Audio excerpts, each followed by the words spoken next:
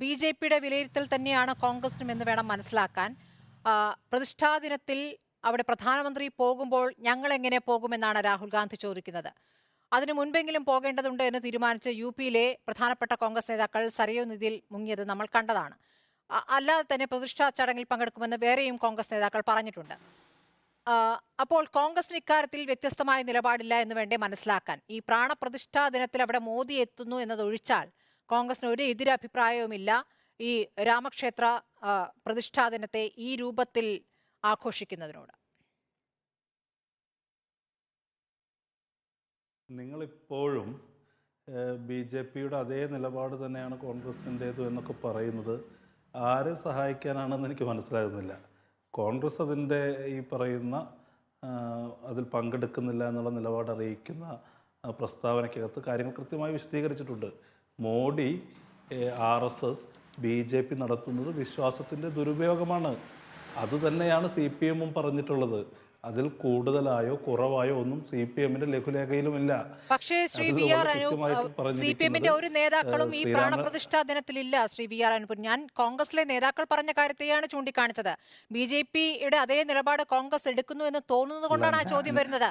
പ്രധാനപ്പെട്ട കോൺഗ്രസ് നേതാക്കൾ തന്നെയാണ് മറിച്ചുള്ള പ്രതികരണങ്ങൾ നടത്തുന്നത്. ആ ദിവസം അല്ലെങ്കിൽ മറ്റു ദിവസം പോയേ തീരൂ എന്നും അവിടെ ആ രാമക്ഷേത്രത്തെ ഈ രൂപത്തിൽ തന്നെ ആ ചടങ്ങുകൾ കഴിക്കേണ്ടതുണ്ട് എന്നും അവിടെ മോദി എത്തുന്നത് അതുമാത്രമാണ് തെറ്റായി കാണുന്നത് കോൺഗ്രസ്. CPM-ന്റെ ഒരു നേതാക്കളും ഇതിൽ പങ്കെടുക്കുന്നില്ല എന്നൊക്കെ സ്മൃതി പറയുമ്പോൾ കേരളം പോലെ സുരക്ഷിതമായൊരിടത്തിൽ കോൺഗ്രസ് അതിൽ പങ്കെടുക്കുന്നില്ല എന്നുള്ളൊരു രാഷ്ട്രീയ തീരുമാനമെടുത്തപ്പോൾ അതിനെ ഏറ്റവും കൂടുതൽ എതിർത്ത സംഘടന ഏതാ?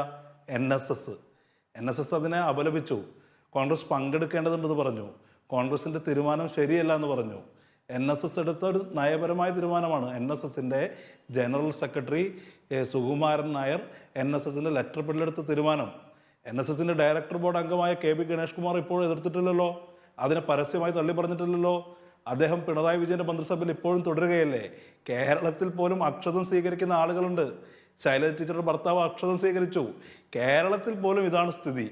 അപ്പോൾ ഈ പറയുന്ന കോൺഗ്രസിനെ കുറ്റം പറയാനുള്ള ധാർമ്മികമായ അടിത്തറ CPM-നില്ല എന്നുള്ളതിൽ വസ്തുത.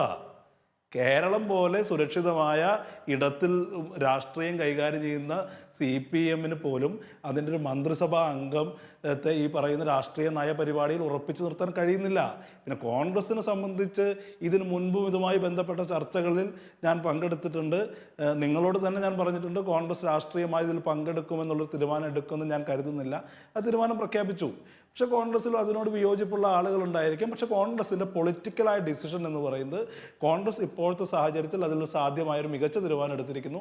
അതിന് കോൺഗ്രസ് കൊടുക്കേണ്ടി വരുന്ന വില വളരെ വലുതാണ്.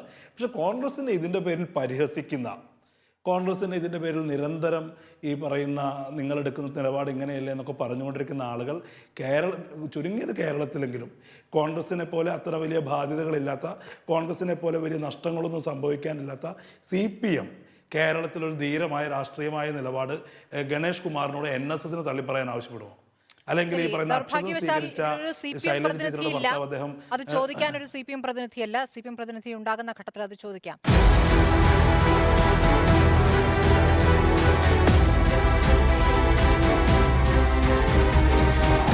ഡിബേറ്റ് വിത്ത് സ്മൃതി പരുത്തിക്കാട്.